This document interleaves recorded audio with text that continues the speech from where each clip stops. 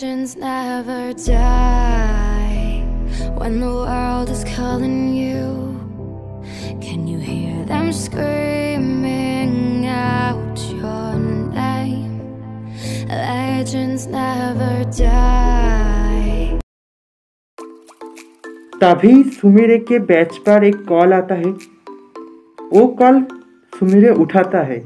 Sumire देखता है वो कॉल बाटमैन ने करा था। बाटमैन सभी को जल्दी से बुलाता है। पाको ये सुनकर सोचने लगता है अब क्या हुआ, बाटमैन ने अचानक सभी को क्यों बुलाया। और पाको रेडी होकर जाने लगता है। पाको, पायान, बूबी तो रेडी होकर निकल जाता है, लेकिन बाटमैन कॉल उठाता नहीं है। बाटमैन तो अभी भी सो रहा था। जस्ट बैच के साउंड पर उसका नींद टूटता है। बाटमैन सोचता है वो कॉल पाको ने किया है, इसलिए बाटमैन वो कॉल उठाता ही नहीं है। बाटमैन देखता है कि बहुत देर हो गया है, इसलिए बाटमैन अपना घर जाने लगता है। दूसरी तरफ बाकी सारे बाटमैन के बताया हुआ प्लेस पर चला आता है और सभी पूछने लगता है कि क्या बात है बाटमैन, आपने इतना जल्दी हमें क्यों बुलाया। बाटमैन कुछ नहीं बोलता है। बाटमैन बोलता है कुछ देर बाद, ये बाटमैन नंबर 1 कहाँ पर है? मैं देख रहा हूँ वो पिछले कुछ दिनों से ठीक से अपना बाटमैन का ड्यूटी भी नहीं कर रहा है। बाटमैन बहुत ही गुस्सा हो जाता है कुछ देर बाद बाटमैन नंबर 1 के ऊपर। पाको ये देखकर बोलता है नहीं, ऐसा कोई बात नहीं है बाटमैन, शायद वो कुछ देर बाद चला आएगा, शायद वो कुछ प्रॉब्लम पर है, शायद कुछ वो काम कर रहा है। बाटमैन बोलता है ठीक है, मैं कुछ देर वेट करता हूँ उसके लिए। पाको अपने मन ही मन बोलता है मित्सो, तुम कहाँ पर हो और तुम क्या कर रहे हो, जल्दी आ जाओ। बाटमैन बहुत गुस्सा हो रहा है, तुम क्या कर रहे हो और मेरा कॉल भी क्यों नहीं उठा रहे हो। असल में पाको भी बाद में मित्सो को कॉल कर रहा था, लेकिन मित्सो किसी का कॉल भी रिप्लाई नहीं देता है। बाटमैन तो अपना घर चला गया था और अपना घर जाकर बेड पर बिंदास से लेट गया था। कुछ देर बाद मित्सो का मॉम बोलता है मित्सो, तुमसे मिलने के लिए कोई आया है। मित्सो पहले सोचता है मुझसे मिलने कौन आ सकता है, शायद कोई बाटमैन से मिलने के लिए आया है। मित्सो नीचे जाता है और नीचे जाकर देखता है जीरो आया है। जीरो मित्सो के बचपन के दोस्त थे और दोनों बहुत अच्छा दोस्त भी है, लेकिन 2 साल पहले जीरो का डैड का ट्रांसफ़र हो जाता है लंदन और तभी से दोनों अलग हो जाता है। मित्सो बोलता है जीरो तुम यहाँ पर कब आए। जीरो मित्सो के गले लगा लेता है और बोलता है बस अभी अभी आया हूँ और एक गुड न्यूज़ भी है। मित्सो बोलता है गुड न्यूज़ क्या है? तो जीरो बोलता है आज से मैं यहाँ पर ही मतलब जापान पर ही रहूँगा तुम्हारे साथ, और हम दोनों फिर से एक साथ हो जाएंगे, एक साथ खेलेंगे, स्कूल जाएंगे, एक साथ मौज मस्ती करके सब कुछ करेंगे। मित्सो तो ये बात सुनकर बहुत खुश होता है और दोनों दोस्त एक दूसरे के गले लगाकर मित्सो के रूम पर जाता है और दोनों कुछ देर तक एक दूसरे से बात करता है और जीरो एक एल्बम निकल कर पुराने याददाश्त को ताज़ा कर लेता है। मित्सो और जीरो पुराने एल्बम पर दोनों के बचपन की फोटो देखता है। दोनों को ही बहुत अच्छा लगता है। दूसरी तरफ बाटमैन बहुत ही ज़्यादा गुस्सा हो जाता है। पाको ये देखकर बोलता है असल में मेरा और बाटमैन के अंदर कुछ लड़ाई हो गया था, शायद इसलिए वो कुछ नाराज है। पाको रोता हुआ बोलता है ये सब, और पाको और भी बोलता है बाटमैन अब उसे आज के लिए कुछ मत बोलना, आज वो बहुत परेशान है। असल में गलती मेरा ही था, बाटमैन की कोई गलती नहीं है इस पर, मैंने ही खामों का उसके ऊपर बहुत ही ज़्यादा चिल्ला दिया। पाको बाटमैन को बचाने की कोशिश करता है और अपने ऊपर सारा इल्ज़ाम लगा रहा था।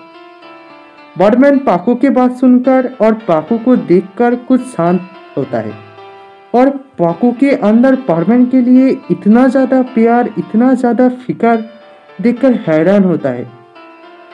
बाटमैन कुछ देर तक सोचता है और फिर बोलता है तुम तीनों अब अपना अपना घर चला जाओ। तो वो तीनों अपना घर चला जाता है। फिर बारमैन सोचता है सुमिरे एक बहुत ही बड़ा एक टैलेंटेड गार्ड है, एक सेलिब्रिटी है, वो कितना अच्छा है, उसके हर एक काम पर वो कितना माहिर है। और एक तरफ है मित्सु जिसे कुछ भी नहीं आता है, ना खेलना आता है, ना पढ़ाई में अच्छा है, वो ना ताकतवर है, एक नंबर का बुद्धू है, बुद्धू। लेकिन हाँ, उसका दिल जरूर साफ है और प्यार भी है सुमिरे से। सुमिरे का तो वो प्यार है। बारमैन सोचता है क्या ही अजीब है उन दोनों का प्यार, सच में बहुत अजीब है। बारमैन अपना पेशी पर बैठता है और मॉनिटर को ओपन कर कर मित्सु को देखता है। बारमैन देखता है मित्सु बहुत ही ज्यादा खुश है और हंसी मजाक कर रहा है अपने दोस्त के साथ।